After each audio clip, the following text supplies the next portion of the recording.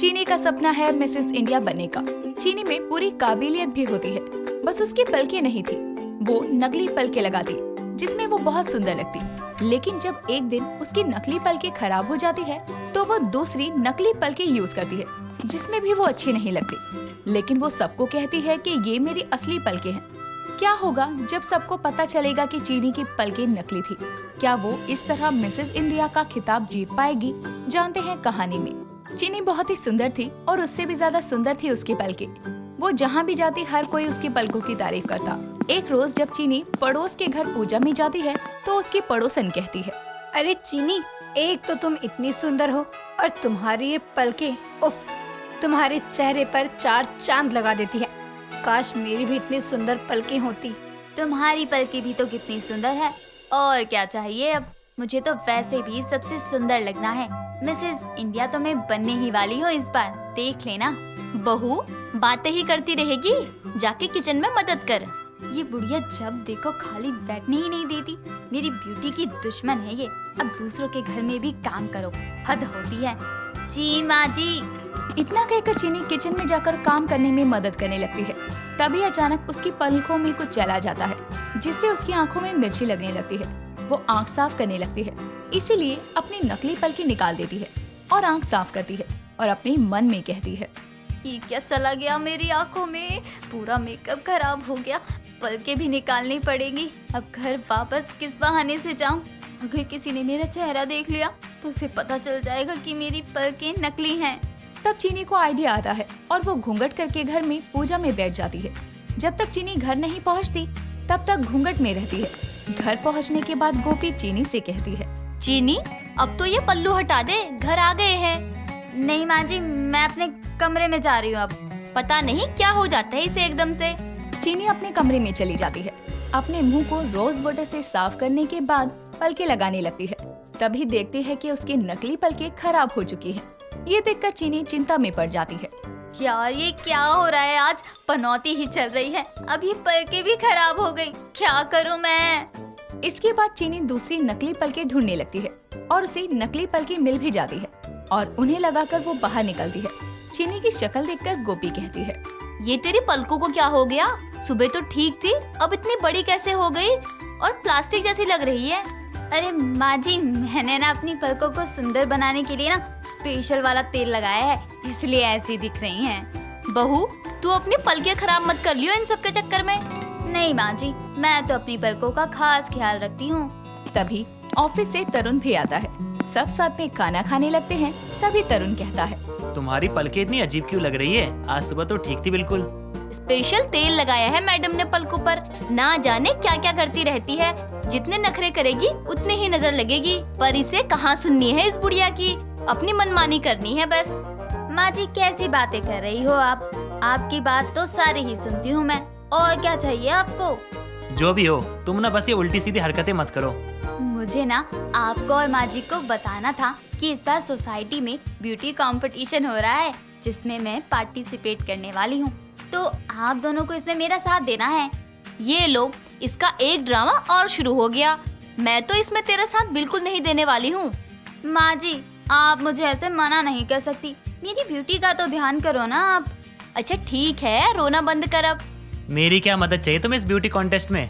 इस कॉन्टेस्ट में सारी मैरिड लेडीज हैं, तो 2 राउंड हस्बैंड के साथ करने होंगे। ठीक है, वैसे कब है ये कॉन्टेस्ट? अगले हफ्ते ही है। मुझे तो बहुत सारी तैयारियां भी करनी है। उफ, कितना काम बाकी है, और कल पार्लर भी तो जाना है। खाना खाने के बाद चीनी अपने कमरे में चली जाती है। तरुण सो चुका था। तभी चीनी मन में कहती है, आज तो किसी भी तरह से बच गई, लेकिन कल क्या कहूँगी पलकों को लेकर? वैसे भी दूसरी नकली पलकें मिल भी नहीं रही हैं, और इस नकली पलक के साथ तो मैं ब्यूटी कॉन्टेस्ट में जा भी नहीं सकती हूँ। ये मेरी असली पलकें भी तो नहीं हैं। खैर, कुछ जुगाड़ तो करना ही पड़ेगा। अगली सुबह चीनी नहाकर वही पलकें वापस लगा लेती है और चीखने लगती है। चीनी के चीखने की आवाज सुन के तरुण उठ जाता है और चीनी की तरफ देखकर कहता है, क्या हो गया जो सुबह सुबह चिल्ला रही हो? मेरी पूरी नींद खराब कर दी। मेरी पलकें कैसी हो गई? नहाने के बाद भी ठीक नहीं हो रही हैं। माँ मना करती है, तभी तुम कुछ न कुछ अपने चेहरे और पलकों पे लगाती रहती हो। ये उसी का नतीजा है। चीनी की चिल्लाने की आवाज सुनकर गोपी भी आ जाती है। तरुण गोपी को बता देता है कि क्या हुआ। ये सुनकर गोपी सर पकड़ लेती है। मना करती थी कि मत लगाया कर, नहीं सुननी ही नहीं है फिर भी मेरी बात। अब देख क्या हुआ तेरी पलकों के साथ, अब तू इन अजीब सी पलकों के साथ ही घूम।